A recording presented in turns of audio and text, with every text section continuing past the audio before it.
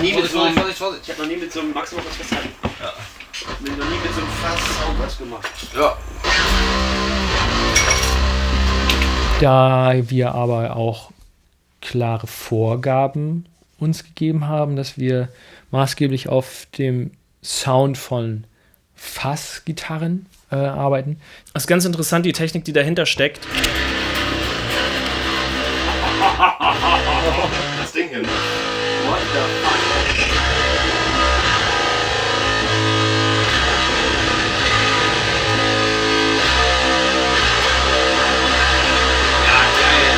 Wir haben diesmal den Schwerpunkt eher auf der Effektseite gesucht. Also nicht den, ich sag jetzt mal, typischen Metal-Sound und schön Palm-Mutes und dann mettelt die Nummer so richtig nach vorne. Und das wurde halt genau nicht gemacht, weil wenn man halt das richtig doll verzerrt, dann kann man sowas gar nicht mehr spielen. Was auch von vornherein allein für Songwriting schon klare Wege vorgegeben hat. Es ist nur eine Idee zu versuchen, sich zu zwingen, den kreativen Prozess am Anfang durch Sounds schon zu beeinflussen. Wenn das nicht geht, dann macht man es später anders. Aber ich glaube, wisst ihr auch, dass beim Writing schon mal dem Song irgendwie hilft, im Vorfeld, dass man so Kardinalsfehler dann einfach weglässt. Genau.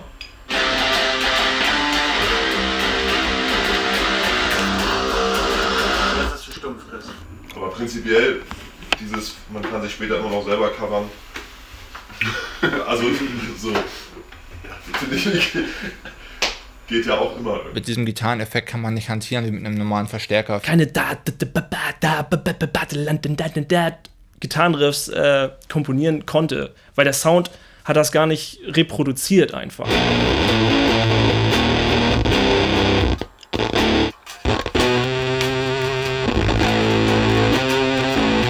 Und dann haben wir es nachher hier auch.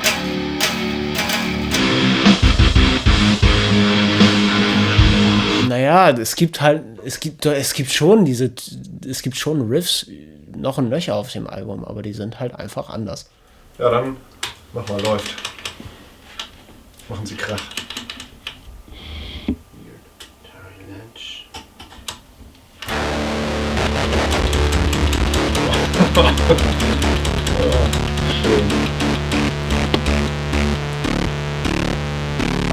Kompletten.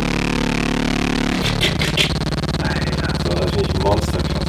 Speziell, besonders. Also wäre das so ein komisches Kind oder so, dieser Gitarrenspieler, würde man sagen, du bist ein ganz besonderes Kind. Aber, aber irgendwie doch mehr im positiven Sinne. Es klingt schon richtig, richtig cool. Wir haben Gitarre und Bass in Emmelsbüll-Horsbüll aufgenommen. Und da hat die liebe Maiki ihr Wattensound-Studio. Das ist eine alte Schule. Dieses Flair da, mich so straight in die 4. Klasse Klassenfahrt in Dagebüll, was ein Nachbarort ist, versetzt haben. Und das war die erste Klassenfahrt in meinem Leben, die ich geil fand, wo ich nicht irgendwie Heimweh hatte oder ja, wer nach Hause wollte, sondern was ja einfach echt gemütlich war.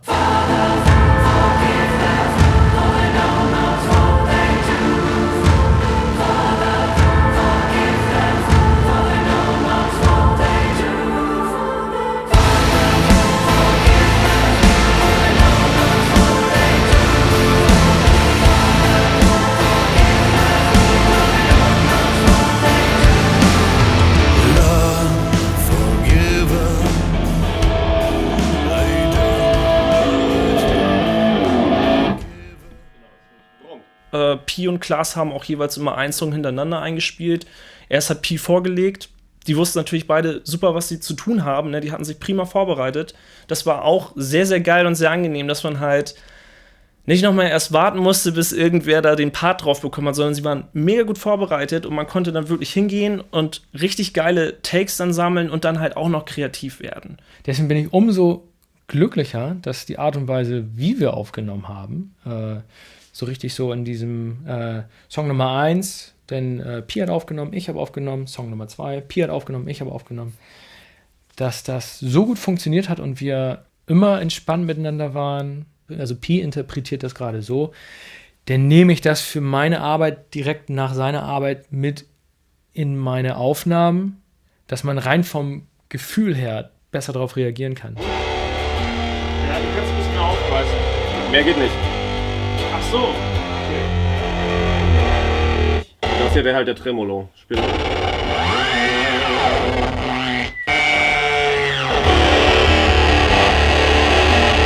Ich war erst gar nicht so Fan davon, weil aufgrund der Funktionsweise dieser Dinger die ganze Haptik einer Gitarre eine andere ist. Mach nochmal. War das geil? Letztendlich, wenn du die Saiten abdämpfst, ist einfach nur sehr, sehr krass tieffrequent übersteuert und letztendlich macht. Es ist eine andere Körnung, also eine andere Art von Zerre, aber dem Rack kannst du besser folgen, was gespielt wird. Ist nicht so Stress, ne? Ja, genau. Sprich, man musste sehen, wie man ja einfach anders spielt, und das kann man jetzt erstmal als Einschränkung empfinden, habe ich auch so empfunden.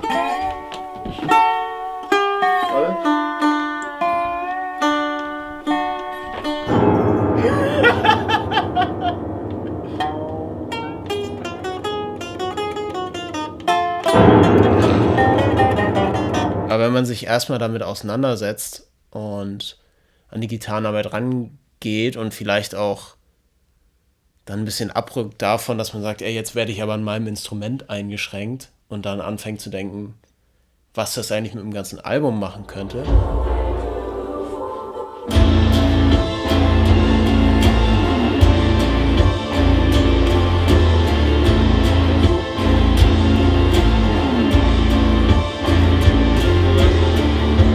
Der war super. Super. Einmal kurz alle bitte einschlagen bei Pi. Das machen wir bitte bei jedem guten Take. Alles super. Super. Fand die 1 nicht gut. Du musst die 1 nochmal machen. Okay? Aber nur die. Das ist aber so schön. Aber es ist ein bisschen das Akkordschema vom Akkordeon auch, ne? Ja, quasi. Also es sind Quarten aufgebaut. In Quinten, sorry. Und vor allem kannst du noch da merkt man wieder mal, wenn jemand nicht vom Fach ist. Spielst du mal? Ja.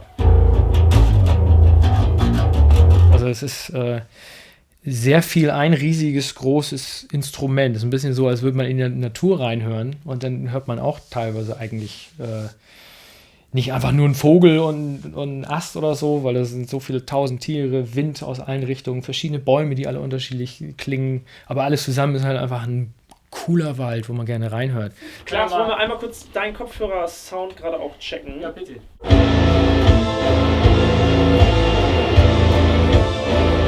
Sorry, du brauchst natürlich wahrscheinlich die Gitarre nicht so horrend laut. The Heartbeat of the Devil beim Bass bei Takt 62 mal einen stehenden Bassgrundton hier. Da wo diese Gitarrenfurzstelle ist. Ein Grundton, der auf der 4 endet.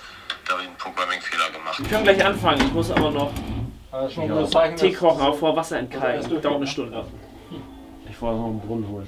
Okay, das ist aber 20 Kilometer weit weg und ich fahre mit dem Fahrrad. Ich muss ein paar Mal fahren.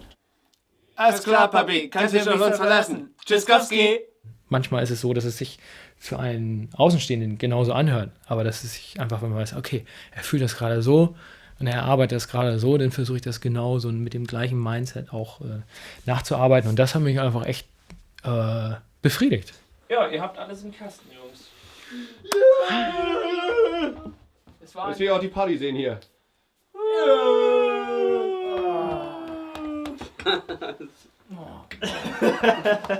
Super Party. Also es war irgendwie so eine Mischung aus Klassenfahrt, also Gerrit war noch dabei, Hendrik war auch noch dabei, weil das Studio am besten kennt.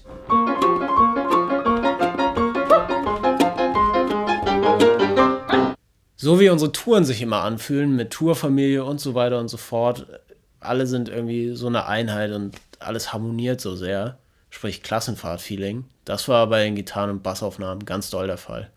Es gab nicht einen Moment, wo Spannungen aufkamen, weder kreativ noch persönlich, sondern es lief einfach so konzentriert die Woche hochproduktiv durch, und danach hatte man sich auch noch lieb abends.